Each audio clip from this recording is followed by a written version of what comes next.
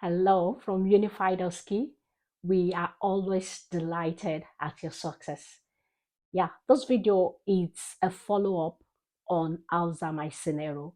We advise from Unified Oski that you ensure you follow the NMC UK marking criteria, as this is always updated from time to time. Yeah, this is just to help solve some issues as regards planning station for the Alzheimer scenario. We look at a different scenario just to help clarify some doubts. We have a previous upload as regards Alzheimer's A to E assessment. You can have a look at that on our Unified OSCE video. So the scenario for the planning today, I'll read that to you. We have James Smith. So James Smith had a 6 CIT score of 17 over 28 on the pre-filled 6 CIT form. Presenting complaint, the GP requests for an urgent assessment as per family request. James appears unkept, his fridge always full, leaving food. The gas is kept on, doors kept open as he wanders off. He is forgetful and complains of headaches. Still talking about deceased wife who passed away 10 years ago. The past medical history. James has a past medical history of hypothyroidism. He was diagnosed with Alzheimer a year ago, and he has history of recurrent headache. So, what nursing problem have you been able to identify as regards the scenario? And of course, one thing we always say is that you can't identify a problem without having a reflection at your assessment.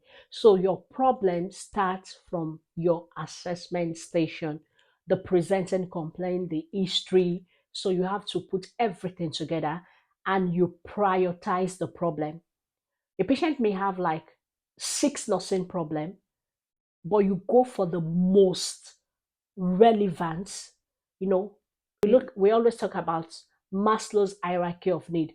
Go for the one that needs urgent attention first before talking about the other one. So if you go for the ones that are not of relevance, you might be failed in this station.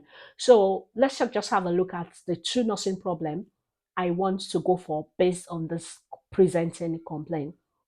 Number 1 nursing problem is James is experiencing confusion with a 6 CIT score of 17 over 28. Now, my aim, James will be able to cope with confusion within the limit of his condition or capacity and will be reoriented to time, place, and person. Or if you want to choose it in another way, my aim can be to assist James to cope with confusion within the limit of his capacity or condition and will be reoriented to time, place, and person. My reevaluation date. James will be reevaluated today. For example, the date of my exam is 23/09/23, weekly, bi-weekly, which means every 2 weeks, monthly or sooner if clinical condition changes. This is most times it's in a community scenario that you have the Alzheimer disease condition in the OSCE. So now we move to the nursing intervention. We go with E-Materid. Our number 1 point, E, explain, discuss, and gain consent from James for all aspects of care. The M, monitor James' full set of observation and escalate as per news policy.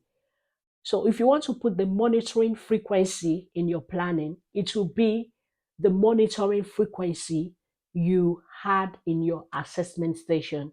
So that will be your monitoring frequency if you want to add that.